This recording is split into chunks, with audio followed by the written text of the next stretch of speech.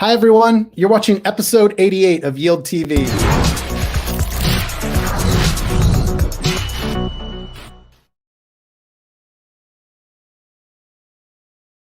Hello, everyone. Welcome back for a second episode today of Yield TV. It is still Wednesday, March 17th, 2021. It's about 9 o'clock at night, my time, and it's early Thursday morning, Anthony's time. We're going to be talking today with Anthony Sassano all about the state of layer 2s on Ethereum. I really wanted to dig in with him because Anthony has been one of the few people I know who's really navigating all the details around different L2s, how to differentiate between them, what's like a true L2 versus a side chain, stuff like that. So anyways, Anthony, welcome to Yield TV. How's it going? Hey, dude, how's it going? It's great to be here. Oh, man, it is. It's an honor to finally have you on, and it's full circle because I mean, I think at this point, I can say we're friends. We're totally friends. I gotta say, so Anthony is the co-founder of EthHub. I think everyone knows you as that, and then now you do all this great work through the Daily Gwei. Everyone should subscribe at thedailygwei.substack.com. But dude, I definitely started learning from you and Eric in the midst of the bear market. I was like a 50-50 ETH Bitcoin portfolio type of guy. And I slowly over time shifted from, of course, being very bearish like everyone was to being like, you know what? Screw this. Like, we're going to get through this. And there's a lot that's being built.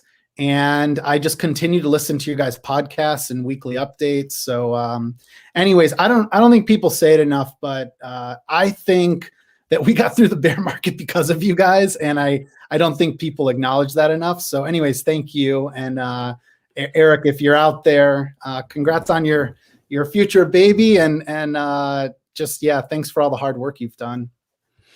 Yeah, awesome. I really appreciate that. I get that from a few people. They always say, "Hey, I entered Ethereum through EthHub, during the 2019, kind of bear market." I mean, and people, I guess a lot of people forget like just how bad it was in 2019, like how kind of brutal it was, right?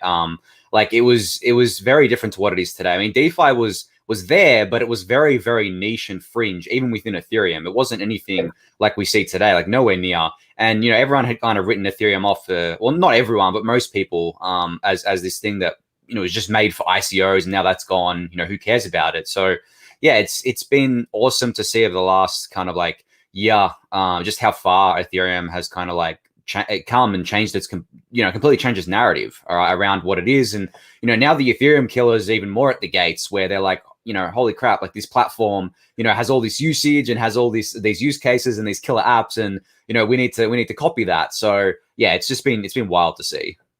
I know. I think at, if you go back to 2018, 2019, I mean, some of those narratives, I mean, they were easy to buy into. That 2017 and before that, there was all this euphoria, there was all this promise, all these white papers. I went to events and learned about all sorts of like new and upcoming Ethereum projects. And I mean, it's just a classic example of what is truly a bubble, where people's expectations get way ahead of the reality of where we are. But like many of the bubbles that you and I have lived through in our own lifetimes, you look back at like the .com era and you say, did the person who said that Amazon was overvalued in 1999, 2000, like, sure, they got to like, pump their fist in the air in 2001.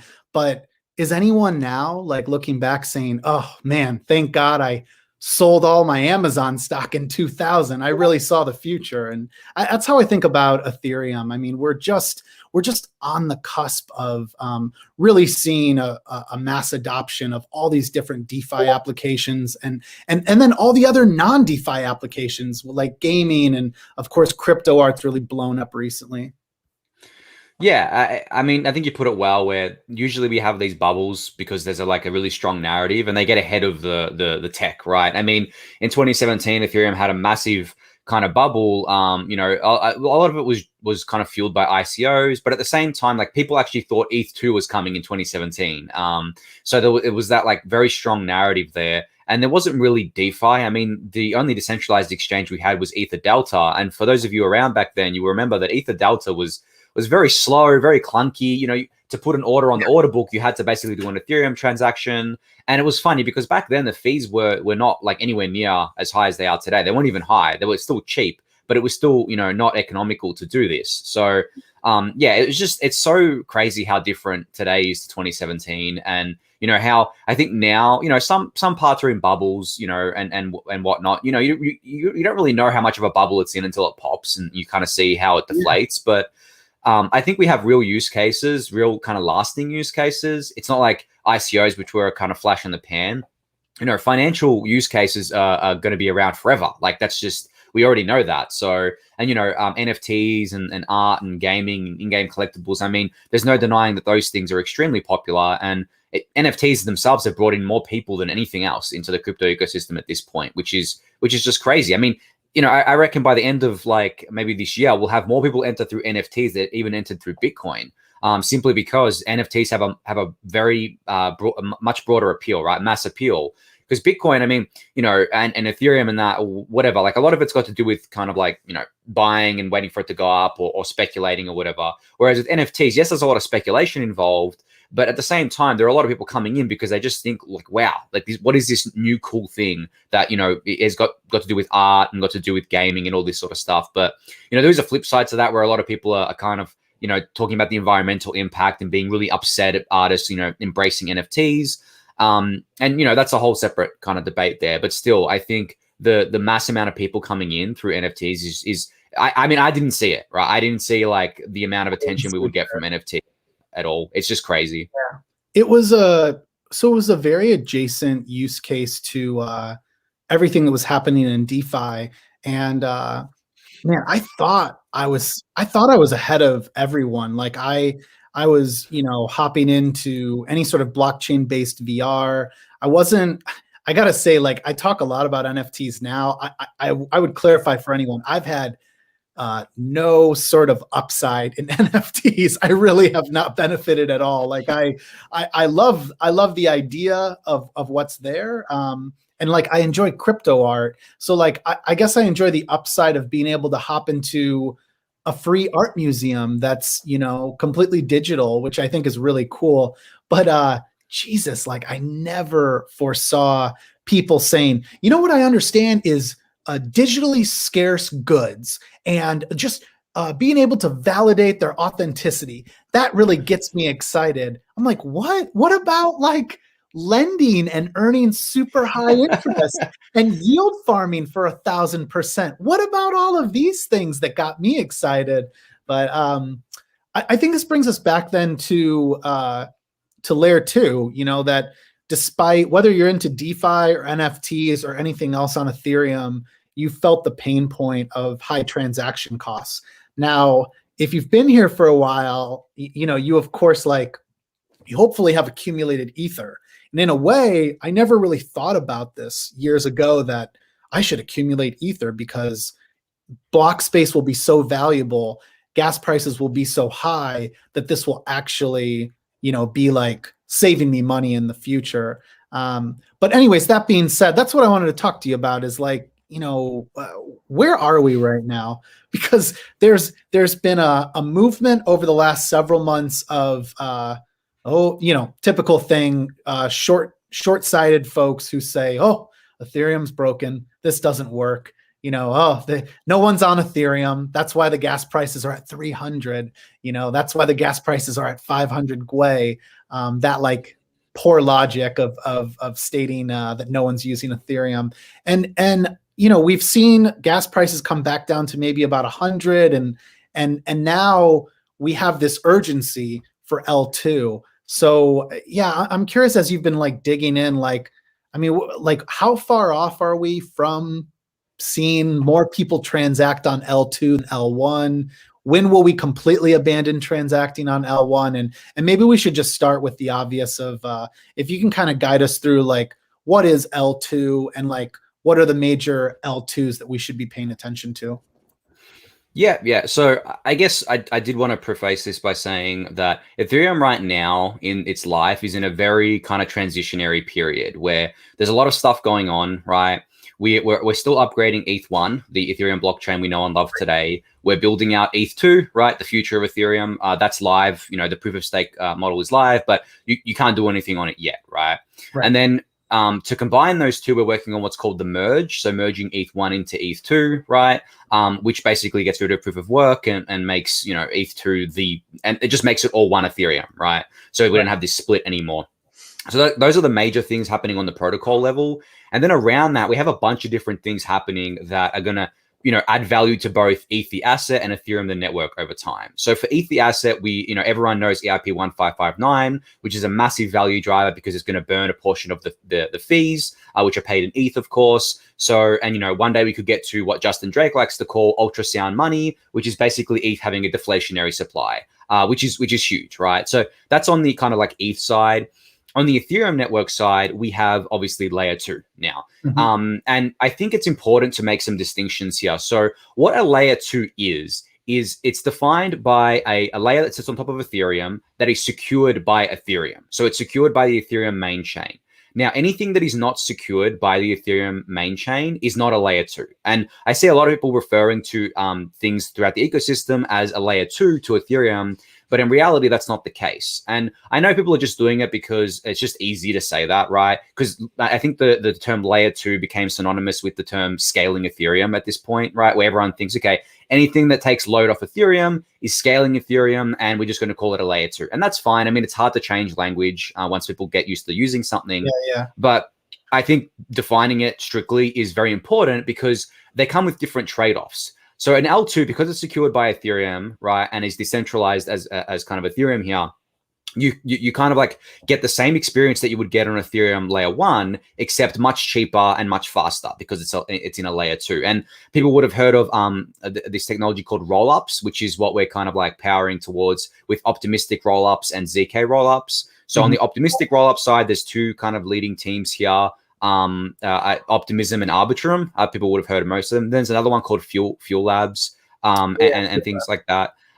So that's kind of on the optimistic rollup side. Then you have the ZK rollup side, which is Starkware is the leader here, which basically building general purpose ZK rollups for other apps to use. Then there's Loopring that's building their own kind of ZK rollup technology and owning the full stack there. The Matter Labs, which is building what's called ZK Sync, which is a payments layer running on ZK rollups. So there's heaps there. And I'm not naming all of them right now. So that's on the kind of the layer 2 side. And then if we get into the kind of territory where there are things that aren't layer 2 today, but are going to be working on layer 2s in the future, and that's what I would refer to as Polygon, which used to be known as Matic as. Now, I want to disclose here I'm an advisor to Polygon, so just get that out there. But so what they have today in the Matic kind of network that they have, I wouldn't really call it a kind of layer 2, right?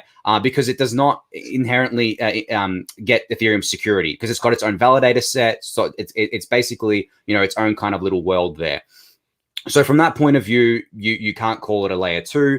And sometimes I get like a little bit of kind of like a heat for that and whatever. But I mean, I feel it's important because, and I spoke to one of the team members and they explained it to me, and Matic is a bit of a special case as well because they have their Plasma network as well, and people would have kind of remembered that Plasma was actually one of the layer 2 scaling solutions from a while ago now. Yeah. Like rollups became like the evolution of Plasma. So from that kind of point of view, it's kind of hard to define these things, and people like to call things like X-Dai and maybe Matic and maybe a few other things side chains to Ethereum, right? Okay. Now this is a funny term because a side chain can literally be anything. A side chain can be any other layer 1 blockchain. A side chain can be a centralized exchange, for example. The term side chain to me, and it's not very well defined, but to me it means something that does not inherit Ethereum security but can bridge into Ethereum, right? It can talk to Ethereum, and that's exactly what happens with Matic, right? And with X-Dai is that you have a bridge. And even with something like, Binance Smart Chain, for example, you have a bridge that you can go from Ethereum to do this other chain and do whatever you want on there. And of course, it's faster and everything, but it's nowhere near as decentralized as Ethereum, right? I mean, BSC itself, I've been open about this, is centralized, right, around Binance. And when you go there, I mean, you no longer have the security guarantees of Ethereum. So you're essentially giving up the security of Ethereum. And the analogy that I like to use is that, say you're in a fortified castle and there's, security everywhere and you're the king and you're protected, right? That's Ethereum. But as soon as you step out of the castle, right, you may have a little bit of protection. Maybe you have your personal guard, but you don't have the entire castle protecting you anymore, right? So you're much more vulnerable. So that's kind of what happens when you go off Ethereum. Now, the reason why people are excited about the layer 2s that I spoke about, like optimistic rollups and ZK rollups, is that they inherit that security. You're still in the castle, but now you get the scalability guarantees, benefits and the cheap gas fee benefits. So yeah, that's kind of like a brief overview of kind of how it's all going there. And I mean, I can run through the different solutions and the differences between them and why some teams are building on, this rather than something like this and all that sort of stuff as well. No. This is so helpful. Actually, it's funny because I've, this is like one part of the Ethereum narrative, the DeFi narrative that like I kept putting off. And I would recommend anyone, DeFi Prime wrote an incredible article. It's very simple. It's laid out in layman's terms. And then Anthony's written a bunch of these as well. So one thing I was wondering is with a side chain, I'm guessing there hasn't been like a real definition around whether that bridge has to be trustless or permissionless. Because the thing about like when I think about X-Dai, something like X-Dai or anything else, you mentioned BSC. I mean, my issue with BSC has been that bridge is me going through Binance Exchange, and I don't. It's not that I think that they're evil people or anything. I just, I trust the assurances I have of keeping my assets on Ethereum. And I don't have that assurance when I get exposed then to that bridge. So I guess, like, does it matter that the bridge does it need to be trustless and permissionless, or do you foresee centralized bridges to what are going to be like future side chains for Ethereum? Yeah, so with BSC, it's a funny case because they have, two ways of entering, I guess two main ways of entering the chain. They have a centralized bridge that goes from Ethereum to BSC, and then they also have their exchange where you can send into the exchange, and then, but it's the same thing. You're still trusting, because they recently shut off the bridge actually because there was a hack or a rug pull on Meerkat Finance, I think, or something like that. Something happened, and they shut off the bridge so that they couldn't get away with the assets onto like Ethereum. Because the funny thing is that if you're kind of like doing a rug pull or kind of like stealing money on BSC, you don't want to keep it on BSC, right? Why would you want to do that when you know that Binance could shut it down, right, or stop you? And they probably can connect your real identity to it. So you would go to Ethereum because you're getting better security guarantees there. But if the bridge is shut down, then there's nothing you can do. You're not gonna, if the bridge gets shut down and you try to go through the exchange, well, I mean, you've just kind of like gotten your funds frozen essentially. So there's kind of that aspect to it. But I think most of the time the bridges are centralized in general because they have to be. There are some trustless bridges that, well, at least they claim to be trustless, that I haven't looked into too closely, but. I think there's a team called Connects working on this sort of stuff as well, bridges between different L2s as well and different chains. But a lot of the time the bridges, definitely are a massive centralization kind of vector. And essentially the way I think about a lot of these kind of, I guess you could call them side chains, especially the BSCs of the world, is that, if you're happy with trusting your funds to kind of like a centralized entity, then fine. Like I have no issue with that. Obviously the fees are cheaper and all that because of it being centralized. But I think users should just be aware of that. Like I got a lot of flack for this when I called out on Twitter, and I was not calling out people for using BSC. I wasn't saying, oh, you should only use the one kind of like one network Ethereum, right? The one holy network. I was just pointing out that CZ from Binance was misleading people by calling it decentralized in my eyes. Like I don't know how he sleeps at night by saying that sort of stuff and just lying to people. I mean, I really hated that. So I kind of spoke up and was like, well, I just want them to be honest about this. Like it's fine that people are using it. I get that they have been priced out of Ethereum and the gas fees are high. I mean, sure, like I don't like paying the gas fees either. Like it's not like I'm celebrating every time I do a Uniswap trade and it's costing me like, you know, $30, $40, $50, right? Right. But at the same time, I kind of know what the trade-offs are there. And I would never send any funds to BSC myself, but totally understand why people would do it. But that's why I'm excited about layer 2. I mean, to bring this back to layer 2 is that because they are true. Yeah, because they are truly secured by Ethereum, and they share the same security properties, I can be confident that I'm going to get like a much faster and much cheaper experience and still get that security from Ethereum layer 1. And, you know, no one can kind of like rug pull me or kind of like shut off my assets sort of thing. So that's why I focus so much on L2. And I think L2 is going to win in the long run. There's so much innovation happening there. You know, people say, you know, L2 can't serve everything. I think it can one day. I think the technology and the research is there. It's just, it's not ready for production yet, but we're getting there. And what we have today is already very scalable. You know, thousands of TPS just on the layer 2s that we have today, which is, you know, a huge improvement over Ethereum mainnet, which is, you know, 15 TPS, right? Yeah, I mean, I have used Loopring, which is a closed order book DEX and now an AMM. Not open though, like QuickSwap. QuickSwap is an AMM like we all have found Uniswap to be, where you actually have the ability to create whatever pools you want. And then and so that's with you guys on Polygon. And then I've used staking SNX with synthetics on Optimism. So, you know, these are experiences. Like I tell anyone, you really don't understand till you try it, especially if you've transacted at least for a bit on, you know, layer 1. There is a science and an art to, you know, knowing the gas price and estimating that gas price and deciding how much am I willing to pay, but how long am I willing to wait for it? Do I know how to drop replace a transaction? What if I'm doing a trade and I need to pay a higher gas price to get it through so that the market rate doesn't change and then I lose the gas fee because my transaction fails? These are all things that the average like user shouldn't have to learn. But when you start using L2, it's like, holy shit, this is easy. This is like click done. So I'm wondering, like, let's talk a little bit about the differences between these in terms of maybe why one team builds on one versus another. I think like my main question has been, I've seen a lot of people building with Optimism.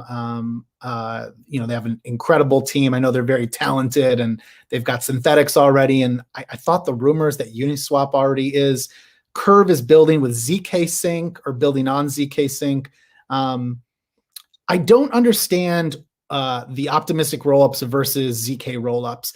And the reason I ask that is because Vitalik has written a lot about this.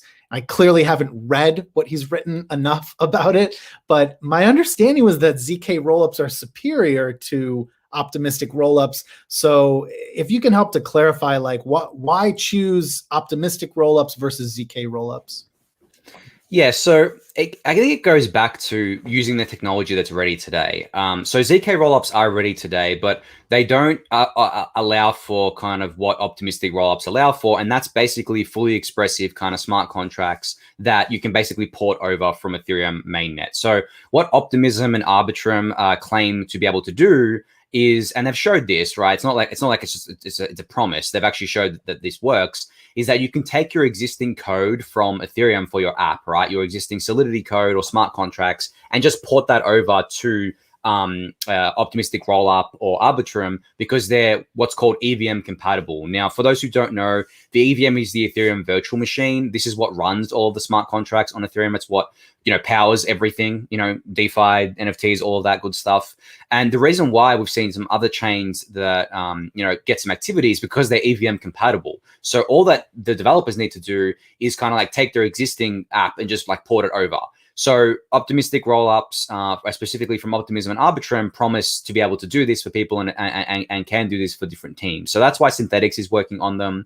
You know, there's a few, I mean, every team is pretty much looking at L2 right now, and they're choosing between Optimism and Arbitrum. And, you know, the technology stack is very similar, where they're both optimistic rollups, but at the same time, there's like, different benefits. Optimism has, or different benefits and trade-offs. So Optimism has their own virtual machine called the OVM, or the Optimistic Virtual Machine, which allows you to basically, you can translate your EVM kind of smart contracts, without getting too technical here, into, the OVM kind of arena, and still run your smart contracts on Optimism. Arbitrum also kind of lets you run smart contracts, but doesn't have its own virtual machine. It just lets you straight port from your contracts from layer 1 to Arbitrum layer 2. So, and the main trade-off, and the reason why people say ZK rollups are going to win in the long run, is that with optimistic rollups, there's a 7-day withdrawal delay. Now, what this means is that, I'm going to get a little bit technical here for a sec, but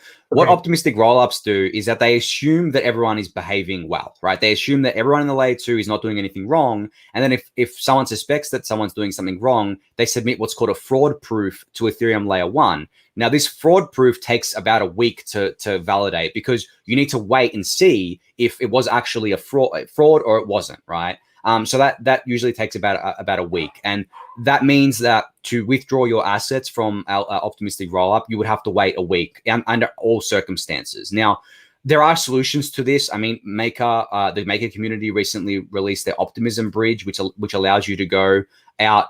But again, there's concerns about that bridge, and how trustless it is, right? Because it uses an oracle, which is the Maker oracles. So again, you're adding some more trust into the kind of like ecosystem there, into the kind of flow there.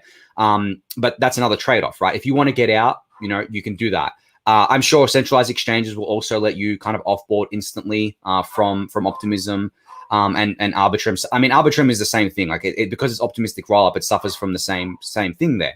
Whereas with ZK rollups, you can do extremely fast withdrawals from layer 2, where I'm pretty sure like Loopring has like 30-second withdrawals or something now. So obviously that's a lot better. But right now, ZK rollups can't do what optimistic rollups can do in terms of like just straight porting your app over and kind of like running that kind of thing on there, and running all those apps that you know and love on there. But the bet is that sometime in the future, over the next few years, it could take up to 10 years. The ZK researchers are saying they'll do it in 2.5, right? But I mean, Vitalik gave his own estimates. The different ZK rollup researchers give their own estimates. But basically, they believe that they can get ZK rollup to the point where it does exactly what optimistic rollups does without the 7-day withdrawal trade-off. So as I said at the start, this goes back to using what's ready today, because we need scaling today. We can't wait 2.5 years for these ZK rollups to be ready. And then that's just an estimate. We don't actually know when ZK rollups are going to be. I mean, they're ready today. They're in production. They can be used for certain things. I mean, DYDX is running on them. Loopring's running on them. ZK Sync and all that sort of stuff. But as I said, they're not. They won't let you do what optimistic rollups let you do today. And this, it's funny because you can use an example of. There's all these other kind of blockchains out there claiming to have better technology than Ethereum, right? And not just on the scaling side, but like, claiming to be able to offer better programming languages that people can build apps in and do apps better than Ethereum. But that doesn't matter. What matters is that Ethereum is the most used blockchain by far, right? Because it's what's here today and what's ready today, what has the liquidity. The EVM I've written about in my newsletter is the kind of the moat there, where if you're not EVM compatible, no one really cares, because developers don't want to rewrite their entire app in another kind of like language, right? Get new audits for it and everything. I mean, there's so much overhead there. It takes a long time. And there's some teams that can do this, but a lot of teams don't want to spend that time rewriting their app for another chain, especially one that doesn't have any users. So that's why we've seen, because something like BSC is EVM compatible, right? That's why we've seen kind of like a lot of activity happen there, because they've just cloned what's on Ethereum and created these kind of like copycats essentially. And it uses MetaMask, right? It's the same kind of flow. So from that perspective, that's why people are excited about optimistic rollups right now, is because we get scaling today for what we want scaling for. But at the same time, I think, and from what I've seen, all of the smartest people I know and all of the researchers that I know, or at least most of them, are pretty confident that ZK rollup will win out in the long term. And if it does, that's good for everyone. I mean, it doesn't mean optimistic rollups will die. They'll still be around. I think because of the fact that they're ready today and people will adopt them today, they'll build a network effect anyway, and will work around the withdrawal delay. And I actually don't even think the withdrawal delay is a big deal, because the way I envision the future is that, layer one Ethereum is not going to be the user layer. Like what layer one Ethereum is going to be, it's going to be the security layer for layer two, because layer twos have to post kind of like security to layer one. And that's going to, I mean, the whole kind of layer one is just going to be clogged up by these transactions. And then the whales, right? Because they can afford the high fees. Now, if everything is on layer two, then why would an end user ever go to layer one, right? Why would you or me need to go to layer one, right? The only time that I kind of like exit Ethereum is, or the Ethereum ecosystem personally on layer one, is to go to a centralized exchange to cash out for taxes or whatever, right? Yeah. So if I can do that from layer two, right, and I can do everything I could do on layer one, but on layer two with extremely fast transactions, cheap, then why would I ever care about withdrawing to layer one? So to me, I don't think that's a big deal there. I think that very smart people are gonna come up with solutions, but I also think a centralized exchange bridge kind of in and out of layer twos is gonna change, how we kind of view these things. Yeah, I would love to see. This is echoing like a request that we've heard many people call for. I'd love to see Coinbase, Binance, Kraken, all of them, Gemini. I'd love to see them integrate with layer two. That would probably help us to clean up some of the congestion on layer one. Because I mean, I don't know, maybe I'm like confusing different facts and stories here, but isn't part of the problem on layer one to do with the centralized exchanges? Like let's say I exit Coinbase, like I can't choose my gas, so I mean, that is something that I have no idea at this point. Like I don't use Coinbase, but when I like cash out, or if I was even coming back in, I guess with some fiat, it's dumb to me. Like I have no idea if they're using the absolute highest gas price to push it through, because maybe that's like, they're worried about people getting pissed off as users that don't know any better. Anyways, yeah, is that a part of the problem at all with exchanges? Yeah, I think so. I think exchanges can be better about their, what they're doing and how they're pricing kind of like their transactions. Coinbase is an exchange that is actually pretty abusive of the chain, where they could be doing things that save. I think I saw a study or a kind of like a bit of research saying that Coinbase could, if they actually manage their transactions properly, could reduce their usage of the chain by 30%, which is huge because centralized exchanges are big users of the chain because of the fact that they're the port, they're the in and out port for a lot of people. There's lots of arbitrage going on between exchanges and stuff like that. So yeah, definitely they could be better stewards of the chain. All the exchanges can, but at the end of the day, what's their motivation, right? If the thing is, and the reason why things get priced out is that layer one becomes crowded with high value transactions, right? Where the people doing the transactions on layer one are doing it to be profitable, and they don't care if they're paying a $50 fee because they're making $100, for example, right? And over time, layer one will just become the high value settlement layer, because the only ones who can afford the gas fees are the ones who are paying to settle those high value transactions, where they're getting more out of it than what they're paying. So that's why I say, I guess eventually we're going to get to a point where layer one is just a settlement chain for layer two, and whales will just exist on there in whatever capacity, doing what they kind of want on there. I mean, gas prices are higher today, but if we kind of scale to world scale, where everyone's using kind of like these networks, and especially Ethereum, the layer one kind of chain will definitely be very high kind of gas prices, but that won't matter to end users because everyone will just be on layer two. And the layer twos themselves are like a user aggregator, where you could imagine, say you have 1,000 users transacting on layer one, right? And they're all paying their own transaction fee. Say they're paying like $50 each. So that adds up, and then that hurts the individual users. But say you have 1,000 users in layer two, and now that layer two is paying the fees that those 1,000 users would have paid to secure themselves on layer one.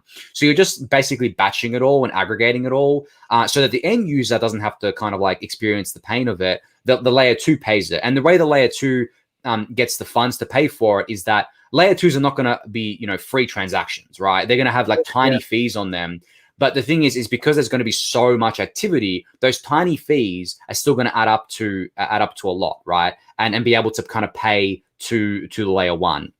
So That's kind of what's going to happen in the end state. And I know people like are probably wondering about sharding and how that's going to affect things with ETH2. Sharding definitely will scale layer 1 Ethereum, but the way that Ethereum is going right now, what sharding will do is that the shards, because there's going to be 64 shards in ETH2, they're going to be layers for layer 2 at the end of the day. They're going to be those settlement layers still for layer 2.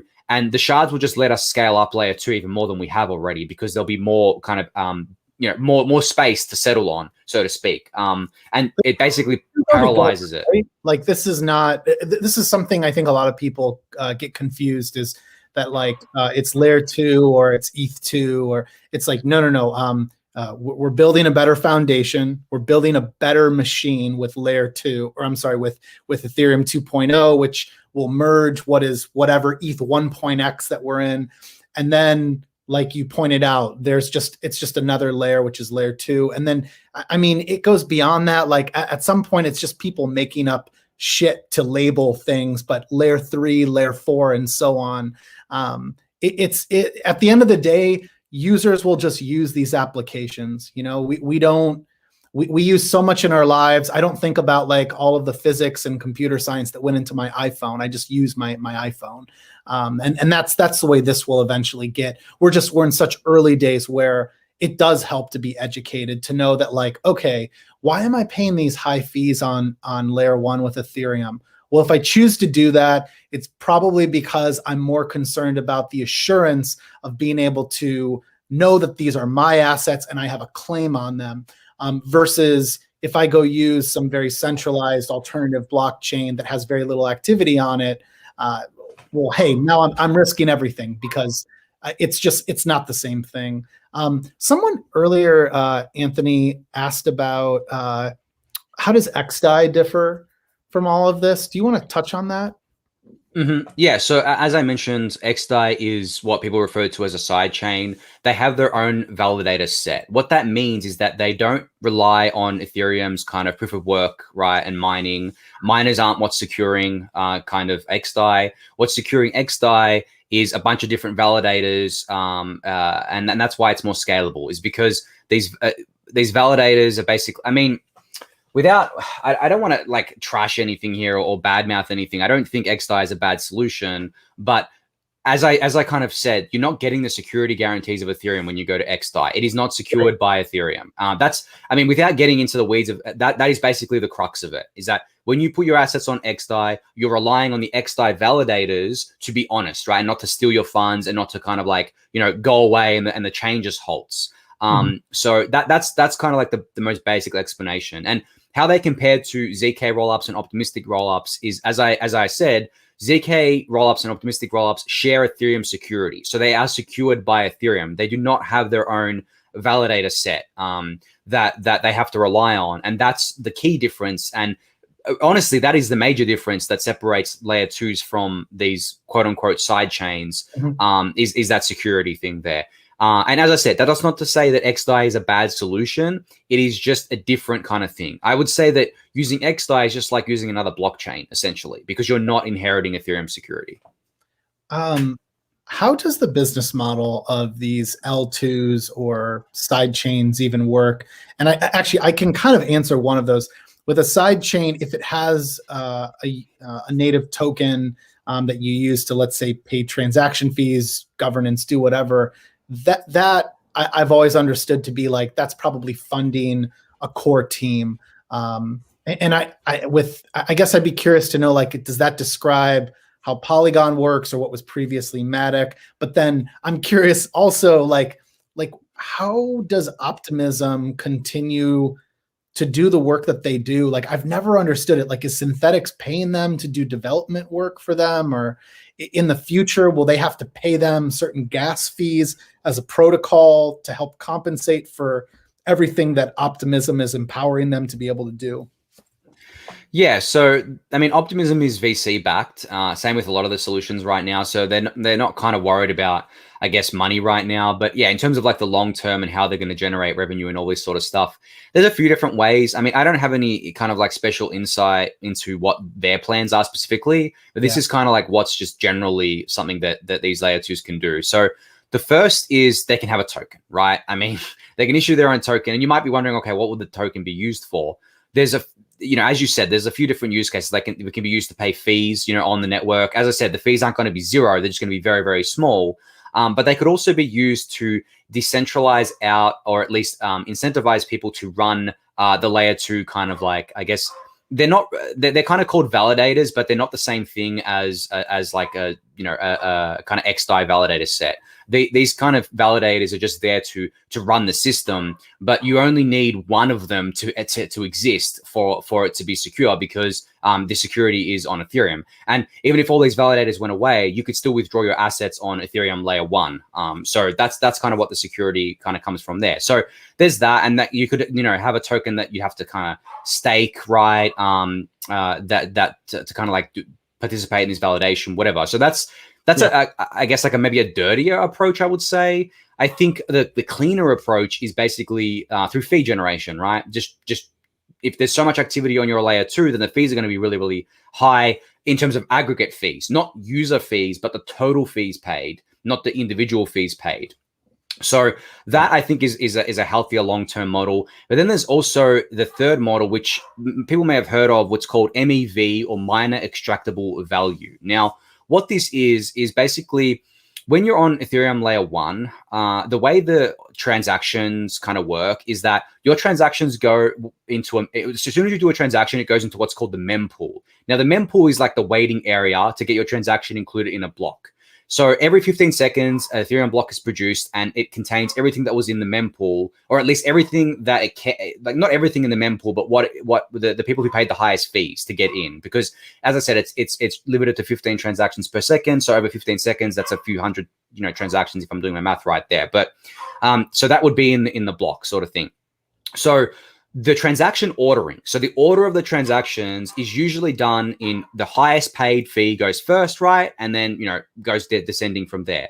But miners control the transaction ordering. So if they want to, they can skip the queue entirely, right? The mining pools. So the one that mines the block can actually skip the queue entirely and put their transaction in for a zero fee if they wanted to. They don't have to accept the fee at the end of the day. So that's just by design. That's not like an exploit. That's not a bug. That's how it works. That's how it works in kind of like pretty much like most of the layer 1 blockchains, even for staking chains as well. So the way that layer 2 could, on the MEV front. So what not just miners do, but like traders and bots can do, is that they can actually monitor the mempool. And if they see something that they can exploit as like a profit opportunity, they can do what's called a front run attack. It's not an attack, but they can front run people. So say you're doing a kind of Uniswap trade, right?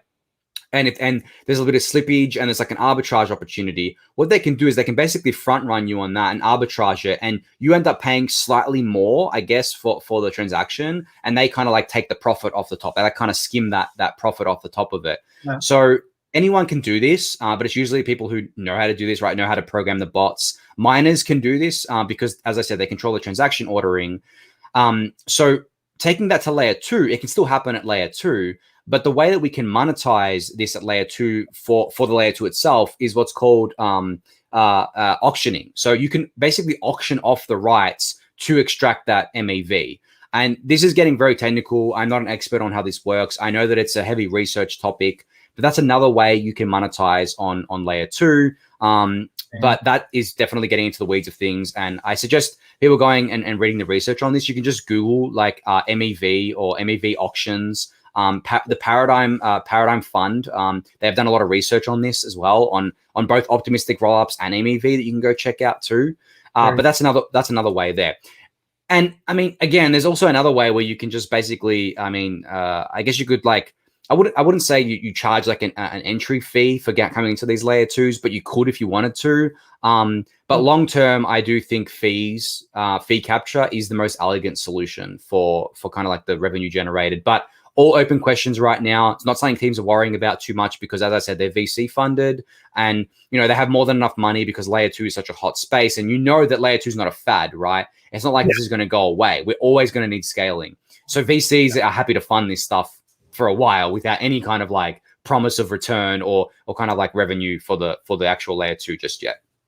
Yeah, I mean, I could definitely see certain VCs that, have a stake in Ethereum, or if it was any other blockchain dealing with scalability issues, at the end of the day, it's going to contribute to the success of your long-term investment there. I mean, it's the same reason, reminder to everyone, there's a lot of grants on Gitcoin Grants Round 9. That's why I actually donated to, I think I donated to 300 grants last round. Like I make it a point of like, I believe that this will come back to me. I'm not thinking about it individually, like whether I can get any return out of it, but I'm just thinking about all of those that are building or contributing in any other way. And man, I got to say, like, yeah, with Gitcoin Grants, just again, reminder, it's active right now. There's so many incredible teams in there that I blindly donated to a bunch of them. And then later on was like, holy cow, like, I didn't realize I donated to those guys. Like Snapshot was one that I remember being like, I really don't even know what they're doing. I'm trying to read the description, but they weren't big yet. And now I'm like, hell yeah, I donated to Snapshot before they were cool. So anyways, back to the L2s then. I guess, what else do you think what else do you think the average like user needs to know? Let's say the average DeFi user, but also if you're a builder, like, I mean, what else should they be thinking about or considering? Like, I think one of the challenges that you guys solved with EthHub was, it was like, where do I go for information? There's so many places now. I mean, we try to do a lot on Yield TV, but we only cover so much. Bankless does tons. Defiant does tons. You guys do a lot of work, but yeah, what resources should I look to as a builder looking to potentially build with Layer 2? Yeah, so builders themselves should just read the documentation that's available to them, because it's technical documentation. A lot of the educational content that gets put out is more high level for end users. It's not really for builders themselves. So I would go to like Optimism's website, Arbitrum's website. I would actually contact the team because they're very interested in talking to builders right now. So yeah, you can just do that like as a builder. You don't have to kind of dig too hard. You can literally just go direct to the team and say, hey, I'm building this app, right? Or I want to go to Layer 2. Can we have a chat or a meeting? And they're all open to that. So that's the easiest path for builders. For end users, there's not really anything you have to do. If you don't care about learning about the technology and whatever, that's fine. But if you do, as you said, there's plenty of resources out there right now. But as an end user using this sort of stuff, when the Layer 2s are done right, it's just a very seamless experience where you use MetaMask, right? You don't need to change your wallet or anything like that. You use the same Ethereum address that you use on Layer 1. You basically just, do a few transactions to get into Layer 2. You kind of sign some transactions. The different Layer 2s have different ways of doing things. And then away you go. I mean, the experiences on some of these Layer 2s are very good. I mean, you spoke about Gitcoin. They're actually integrated with ZK Sync. And I've seen a lot of people using ZK Sync. And I've used ZK Sync when I did my donations as well. And it's really great. I think the only problem with ZK Sync is that to set up, it's still costly on Ethereum Layer 1 to get your kind of like wallet set up and then to deposit funds in. But I think, they can easily solve that by just having like an on-ramp from like a centralized exchange, for example, where you can basically just route through a centralized exchange. Yes, it's not completely trustless, but once you have funds on that Layer 2, it is. Because, going to the exchange, say you go to like Coinbase and then you withdraw that from Coinbase to ZK Sync, they kind of like pay the fee for you, and that's all good, right?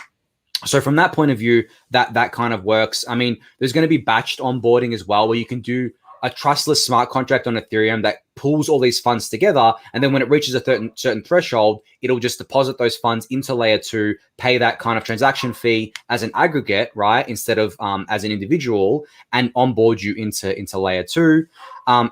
Ideally, this is all abstracted away from the end user. You, as an end user, you can just click MetaMask a few times and approve transactions like you normally do, and away you go. Layer 2 will not just be integrated with MetaMask, it'll be integrated with a ton of other things. I mean, Argent, a ton of other wallets. Argent recently announced their plans to continue to support Layer 1, but also support Layer 2, starting with ZK Sync. There's other wallets looking into this as well. So there's all these solutions coming. Everyone is working towards this because everyone knows Layer 2 is the future. It's just going to take a little bit of time to build out. So a little bit of, I guess, patience there. And in the meantime, you can use these more centralized solutions like, the BSC or X-Dai or whatever, if you're comfortable with the trade-offs. I always tell users that, just be very, very careful, because you're leaving Ethereum's castle, right? You're leaving the walls of the city. You're not protected by the Ethereum army anymore. So that I try to make that clear, because nothing worse than kind of a user kind of sending over these funds, and then something happens over there, and then they realize, they're like, wow, wait, what? I didn't know this could happen on Ethereum. It's like, well, you're not actually on Ethereum, because a lot of the other kind of, I guess, side chains, they don't make this apparent to people. They don't, and they should, but they don't, and for one reason or another. And not saying that they're being malicious about it. Some are, I think, but it's just. I mean, I'll just say it. CZ makes it so difficult to just turn the other way and be able to accept, users moving to BSC. I have all the curiosity in the world to try applications there. My issue is the dishonesty that he brings to the conversation. Now, this isn't accusing the users or the dApps or anything like that, but it is just this person at the top who I'm like, you know what, man, like, call it what it is. Like, it's, you can't sit there and say, listen, there's Ethereum and there's BSC, and they're the same thing, except one is very, very fast and you pay no gas fees. It's just not true. When you're forthcoming about those differences, then I respect you and I understand, and I'm like, all right, you're informing the user, you're informing them of the difference in risk, and now you let them decide as adults what to do with their money. It's just that subtlety, and that would, I would advise anyone who's looking to build with either a side chain, would be, I guess, a side chain in the future. There's a way to go about it, and I guess, I don't know, like, do you classify then Polygon as a side chain? Because there's a way to go about it and be like, how can we build together? How can we work together? And how can we do that in the best interest of the user versus, hi, we're here as the next Ethereum killer to destroy you. It's just the worst way to start a collaboration. Yeah, so I mean, I think I hate the term sidechain, if I'm being honest. I don't think it's a great term. I think that it's been kind of like ruined at this point. So from that point of view, the way I look at these things is that there's two different types. There's the technology and then the social layer of these things. So on the social layer, you can position yourself as like additive to Ethereum in a few different ways. You can obviously not go out there and say you're an Ethereum killer or bash Ethereum, say that you're additive to Ethereum. Some chains do this, or some other chains do this, and they're actually just lying. So it's very hard to tell who's telling the truth. But I mean, the reason I joined, or a couple of reasons I joined Polygon as an advisor, even though they currently, don't have layer 2 technology out there, but they will. I mean, that's a major reason why I joined, is because they're building layer 2s as well, but also because they are very additive to Ethereum, and they're not lying about it or being, just trying to deceive users here. They want to help Ethereum kind of scale in any way possible. And, if that's using their quote unquote side chain or whatever, or kind of something that is not, secured by Ethereum in the short term, and then building towards layer 2s over time, that's good, right? And another way on the technology side that a lot of, I guess these other chains can do is they can actually use ETH as their native token. So instead of having your own native token, you can use ETH as like the token that gets paid for fees. I know on Matic, they have Matic that gets paid for fees. If they swap that out for ETH, that is very additive, because it's additive to the to ETH value, which is additive to Ethereum security, of course. So that's one way on the technology side. The other way is that with side chains, and I don't know how economical this is to do, but you can actually checkpoint to Ethereum layer 1. So what ends up happening is that, and I think Matic already does this, and I know I'm using the term sidechain, but just because like I think a lot of people know what it means by now, but even though I hate the term, but what Matic is doing right now is that they have a state. So the state is basically the state of the network, and periodically they'll checkpoint that to Ethereum layer 1. And they won't do that very often because it's expensive, but they'll do it from time to time.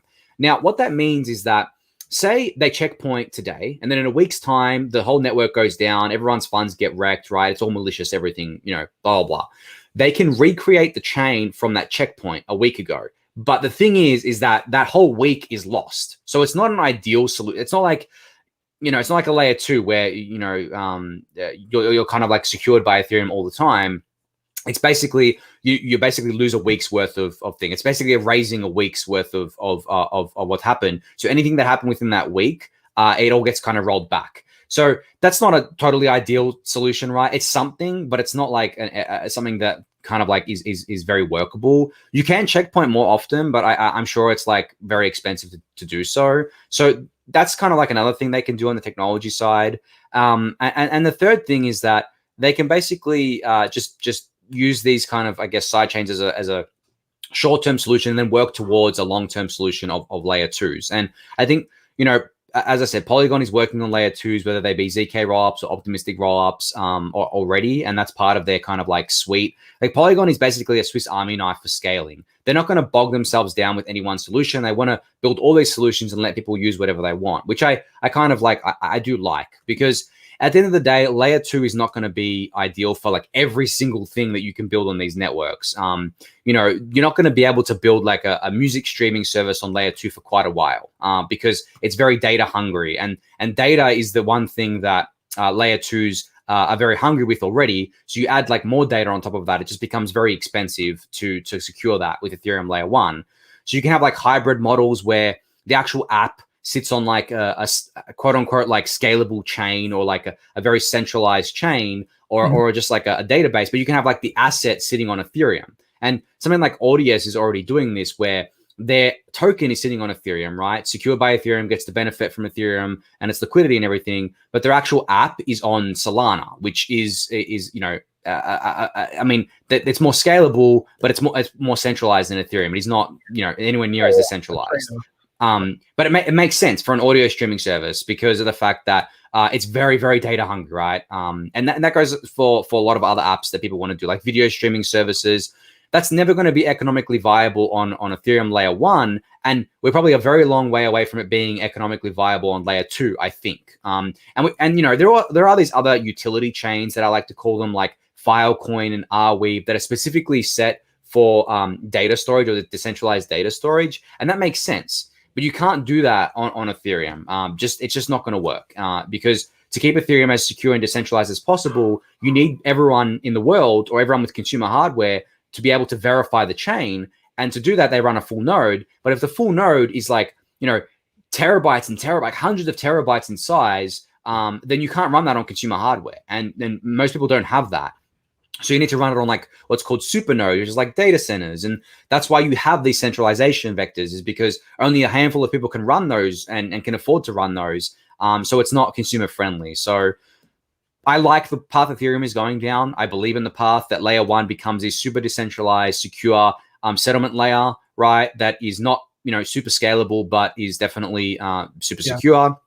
And then we'll do scaling by layer 2 and other means that all bridge into Ethereum.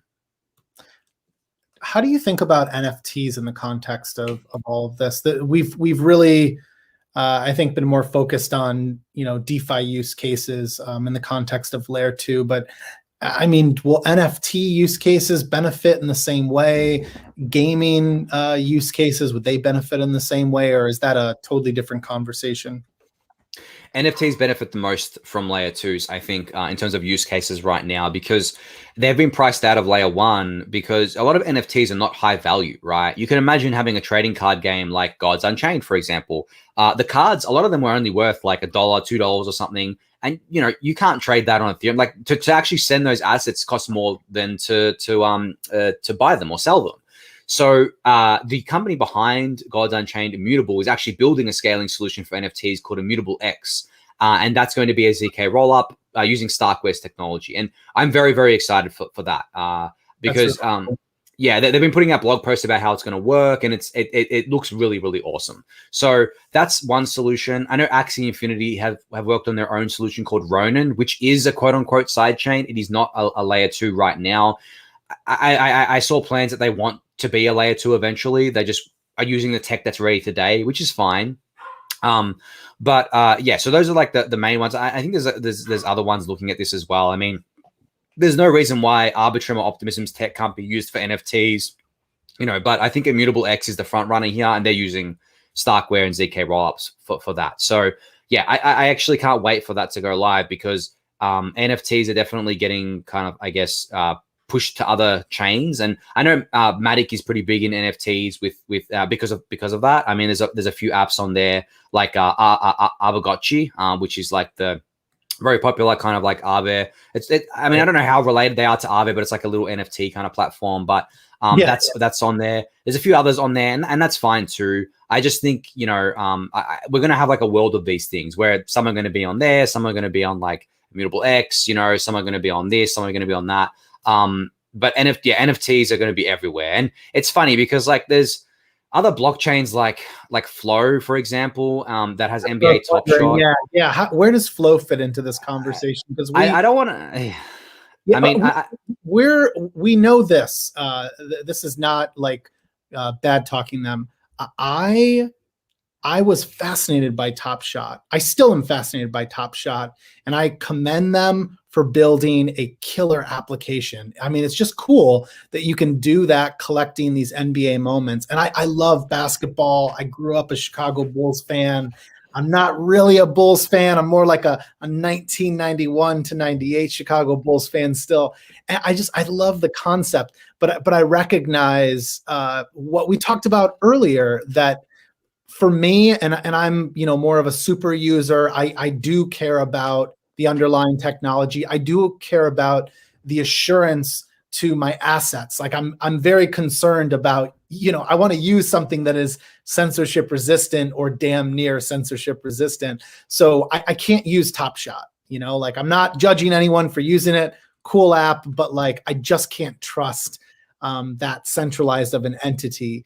So like, can some of this be fixed with layer 2? Like, does it have to still exist on this Flow blockchain, which is that like a side chain? Anyways, I don't want to bash them too much. I know a lot of people are getting value out of it, but to me, they're not NFTs, right? Yeah. And there's a few reasons here. The Flow ecosystem is, I mean, it could work as a centralized database, right? It doesn't need to be a blockchain because they have KYC. They use centralized assets like USDC, right? You know, it's a completely closed ecosystem, and it's actually, to me, it's like the Steam marketplace for people who are familiar with that, where you can buy and sell items on there. But the Steam marketplace doesn't KYC you. Yes, you have to use a credit card, so your identity is linked, but it doesn't KYC you. Whereas Flow does, right? And NBA Top Shot does. So how, like, to me, how in the world is that an NFT? Like, for me, NFTs are like what you said, right? They're on, you know, censorship resistant blockchains. They're permissionless, right? You can buy and sell them with a bunch of different assets. You can withdraw them to your own wallet. You can self custody. You know, and you know, Flow blew up because definitely they made a killer app with Top Shot. I applaud them on that. But the thing is, as I said, Top Shot is, to me, not an NFT, and it could work on a centralized database just the same, because that's essentially what Flow is. Flow is not a decentralized blockchain at this point in time. So I just don't get the kind of like, I really hate the misleading marketing coming out of that team about how they basically say, you know, we're NFTs, you know, get these NFTs, because they're riding the hype wave here. But in reality, they're just like centralized collectibles that you could already do on a lot of different kind of arenas. So that's uninteresting to me. And I said, I don't want to bash them too much, and people are getting value out of it. And I'm more than happy for people to get value out of it. Just, I hate the misleading marketing behind it. And as someone who worked in marketing at Set, right, I was very conscious about not being misleading, because I felt a moral kind of duty to not mislead users. And, you know, I know a lot of people don't feel that, and it's sad. And in this ecosystem, we have a lot of people who don't give a crap about that. But, you know, I will always kind of, you know, hit back on that and try to educate users as much as I can.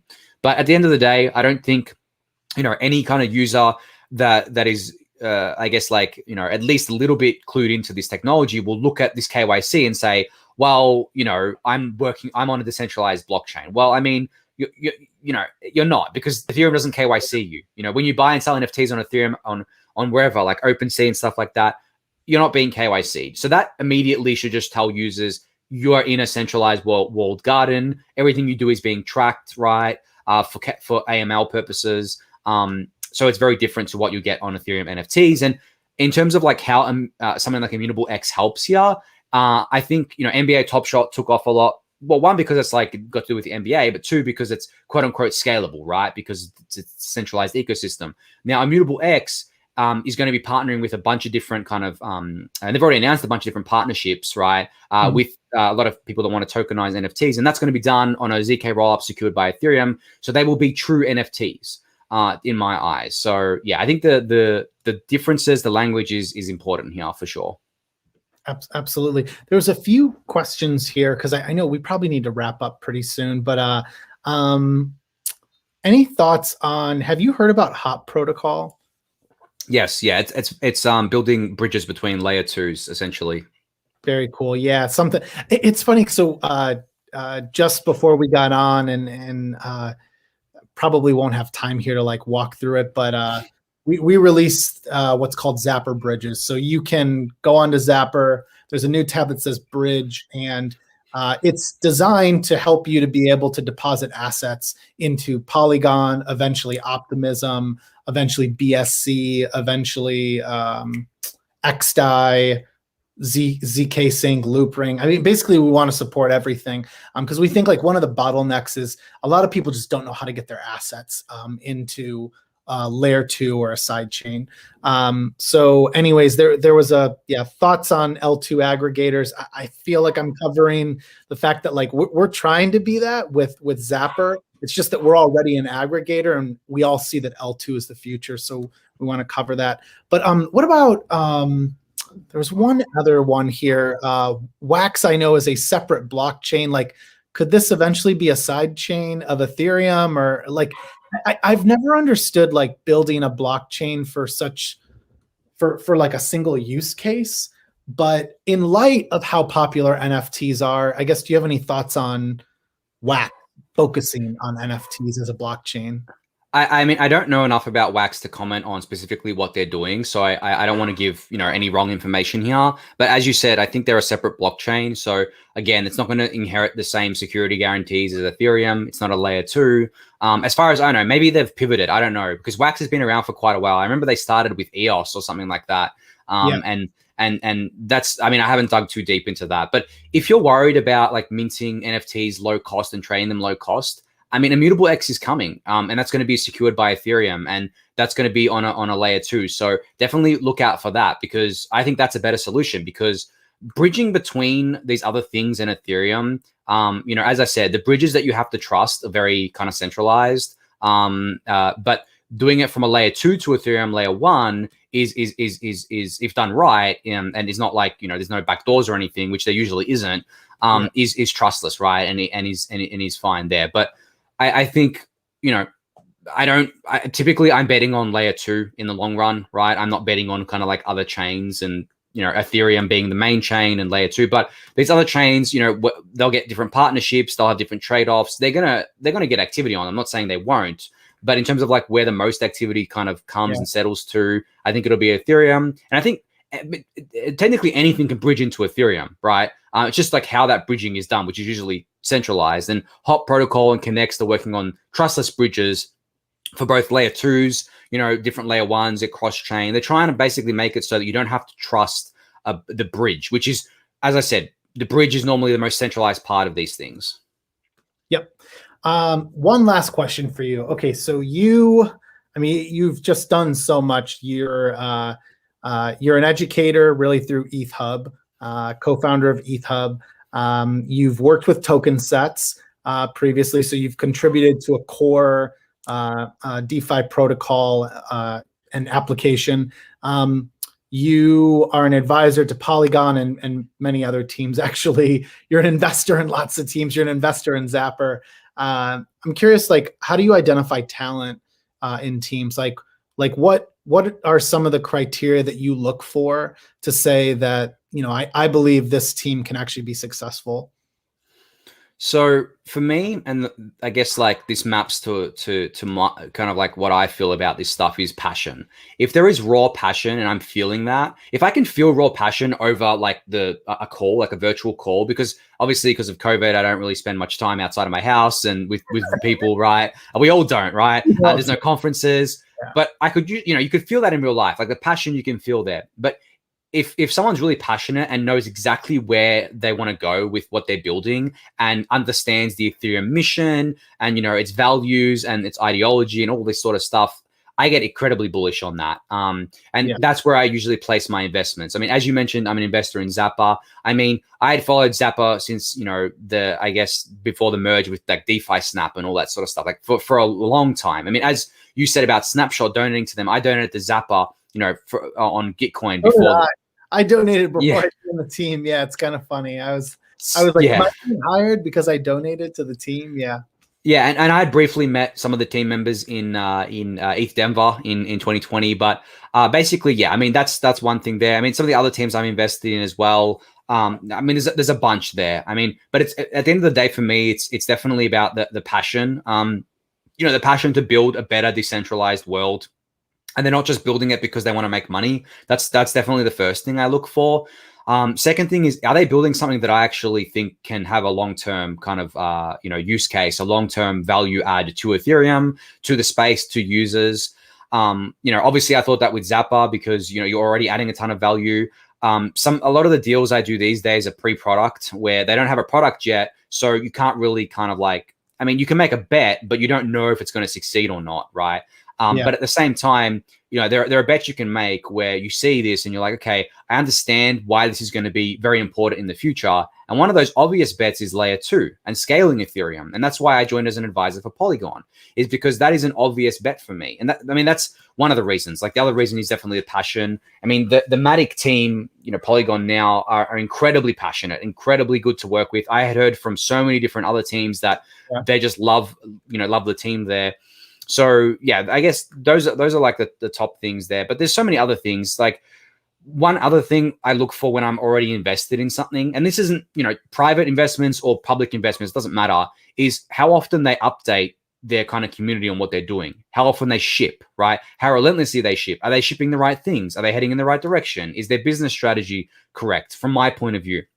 That's one thing I definitely look for, and it might sound like that's like the standard, but there's a lot of teams that don't do this. I'm not going to name anyone, but there's a lot of teams that do not do this. They do not provide, regular updates to their users. They don't ship regularly. And there are some teams that don't ship regularly because they're building something big. You could use Uniswap as an example, right? The V3 has been coming for months now, but just because they haven't shipped anything in a while doesn't mean they're a bad team or they're not gonna ship V3. Everyone knows it's coming, but they prefer to work in, I guess, maybe not secret, but they prefer to work like close to the chest. And there's a lot of teams like this, but I respect that. I get it.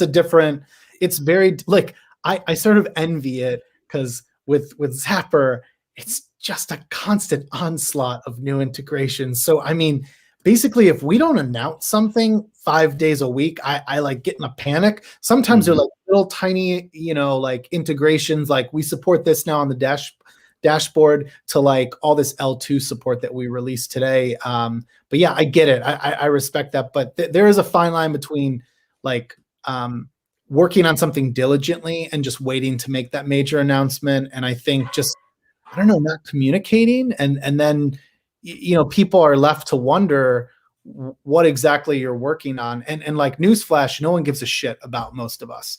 I always assume if I say something, whether it's on Twitter or I say it in a private conversation, I probably have to state it at least 10 more times before anyone hears it. So, nothing wrong with that. Like if you're a DeFi team out there, like, I mean, I would advise anyone to just keep shouting it from the rooftops. If people say that you're being obnoxious, you're actually probably doing a good job because you should be proud of the work that you're doing.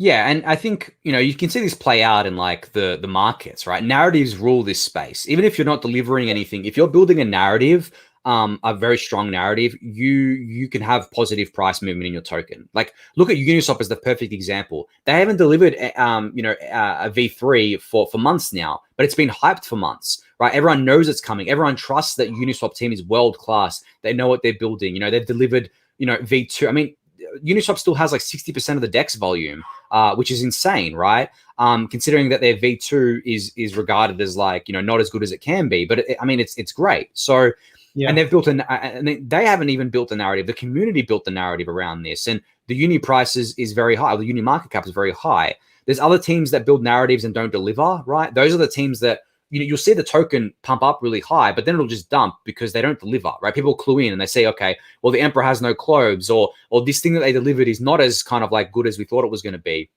or it's not going to lead to like them taking over the world. So it's very, this is an investment advice, but it's very hard to invest in this space sometimes, because the ones that are actually building and shipping without hyping it up, the token price doesn't really move, right? In the short term, it takes over the long term, it'll trend up, but it doesn't have those explosive pumps that you see in the ones that are like doing aggressive marketing, right? Around like, anything that they release. And I think there's a fine line between aggressive marketing and like just straight up like shilling way too much and borderline scamming. Like there are some projects that are borderline, or legit scams, but because they do like very aggressive marketing and they don't care, they don't really have any moral compass, that they just want as much money as they can make, they'll make a lot of noise, right? But the projects that don't make that noise and will only do marketing when they actually release something, those are the ones that I like to invest in. And I realize it's going to take a while for me to kind of like see a return on that, but I don't care because I'm a long-term investor. I'm not trying to chase the pump of the week. I want to invest for the long term, and that's boring to a lot of new investors, and that's why you see a lot of the ones with the project with narratives and promises behind them always pump up the hardest, because as long as you don't deliver anything, the narrative is extremely powerful and can carry you for a while, because as soon as you deliver, people realize, oh wow, it was just a narrative, it was just a story. And as I said, I didn't want to name any specific projects, but I'm going to name one because I've talked about it a lot. And this isn't a project on Ethereum, it's Cardano, right? Now, Cardano doesn't have smart contracts right now. And they are hyping up, smart contracts are coming, right? It's going to eat Ethereum's lunch. It's going to take Ethereum. All the projects are going to migrate immediately as soon as Cardano has smart contracts, because it's so much better. But the thing is that I know this for a certainty. As soon as they deliver smart contracts, right, and people see that not every app has suddenly moved across, right? Not everyone's building on Cardano. Cardano is not going to solve, cure cancer, right? That's kind of like how it kind of is, right? Then what ends up happening is that the token price is actually, probably going to fall because of that, because people are going to be like, I've been duped, right? I've been, this narrative wasn't real. And they're not the only project that does this. There are so many projects that do this, that fool new people into these narratives. And I just think that people should be cautious of that. This space is full of misleading marketing, full of shilling, full of people trying to scam you out of your money. And you could make money in the short term because essentially you're fooling enough people where the token price is naturally moving up. But you need to be aware that, as soon as enough people realize that this is all just a story, then it comes crashing down, I think. Yeah, I think it's hard because you have to like live through a bull cycle and a bear cycle to really tell the difference. And during the 2017 bull market, I couldn't tell what was a scam from what was legit. I think I kind of just got lucky that like I listened to podcasts that steered me towards Ethereum. But then in the bear market is where I really like discovered teams that were building more diligently. And in all honesty, until maybe the spring 2020, summer 2020, it didn't really like get validated. So it took for me almost like 3 years to really to develop a sense, I thought, of like identifying like founders that I actually believed in. I got to say, a lot of the criteria you mentioned, like I don't think I'm good at picking out much of anything with teams, but I can sense the passion that you're talking about, and I could read it from a mile away. And I haven't made a whole lot of investments. Like I'm still a pretty small micro, like teeny tiny guppy angel investor. But I'm really proud of the teams that I'm behind. And a lot of them, it started with just knowing the founder, knowing their vision, and like knowing that like they're going to go down with this ship if it goes down. Like these guys like really think and believe that they can do this, but they also have this experience that I believe like lends them an advantage. That's the difference. They're not disillusioned, because there are people who are just total narcissists, who think that they are going to do great things, like Cardano, but they will not. So anyways, now I get you. Well, hey man, I really appreciate you spending all this time with us. I learned so much about Layer 2 from you. I feel like I closed all the gaps of stuff I didn't quite understand. And, I want to remind everyone, you can follow Anthony on Twitter here. I want to see, how many Twitter followers do you have?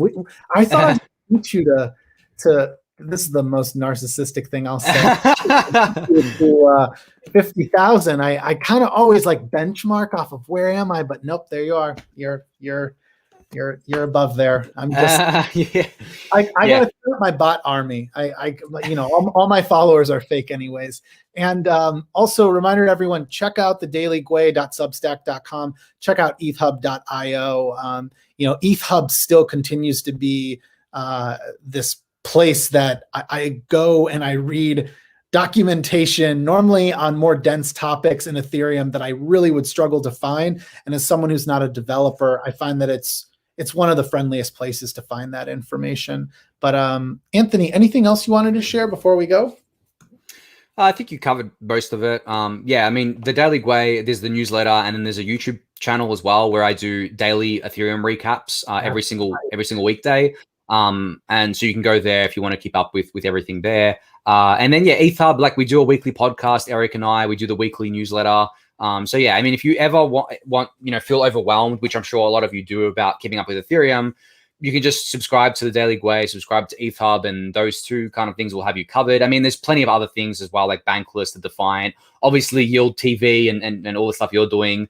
So yeah, I mean, that'll have you completely covered. You won't miss anything if you subscribe to all of those. And keeping up with all of that pretty much takes like some hours out of your day. But if you are interested in keeping up with Ethereum and wanting to kind of like extract the alpha, right, and be ahead of the pack from a lot of people and be a better investor, then yeah, knowledge is power at the end of the day, and that's where you can get all the knowledge from.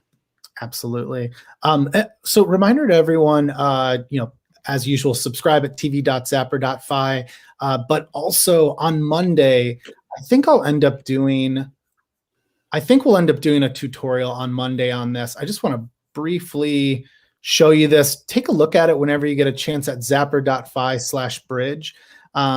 We didn't cover this because frankly, we opened up the doors and we had so many people trying to use it. And so we're making some fixes on the back end. But if you go to the bridge, you will be able then to, you could start on Ethereum and you can move tokens from Ethereum to Polygon. So at the end of the day, if you wanted to use QuickSwap, which is it's basically Uniswap with a lot less liquidity, a lot less assets, but it's got over 100 million in liquidity.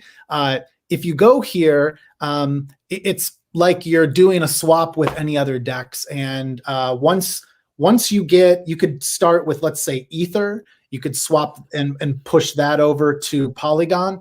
When you do that, we will deposit 0.1 Matic if you've never deposited into Polygon. I believe that's the criteria we set. So I had never used it with a wallet tonight, and I did that, and I found 0.1 Matic, and then I did 6 transactions on Polygon. So you pay the fees in Matic token, just like you pay in Ether on Ethereum layer 1. And it's just awesome. I did a trade, so it was like approve, then trade, then I deposited into the LP, so 2 different tokens, and one of them had an approval, and then I had to stake the LP. So by the end, it was 6 or 7 transactions. I spent less than a tenth of a cent or something. I mean, it's just awesome. So anyways, you can try that out. It's at zapper.fi/bridge, and we'll do more on it next week. But let us know if you have feedback, and we're going to be tracking your balances now for QuickSwap on Polygon, PancakeSwap on BSC, staking for synthetics on Optimism, and then we will be adding more support, including other chains like X-Dai. So that being said, I think we got all the questions through. Yep, that's it. So Anthony, we'll be in a green room in a sec if you have any other questions. But everyone, thanks for tuning in, and stay safe. We'll see you next week. Bye. Thanks, everyone. Bye.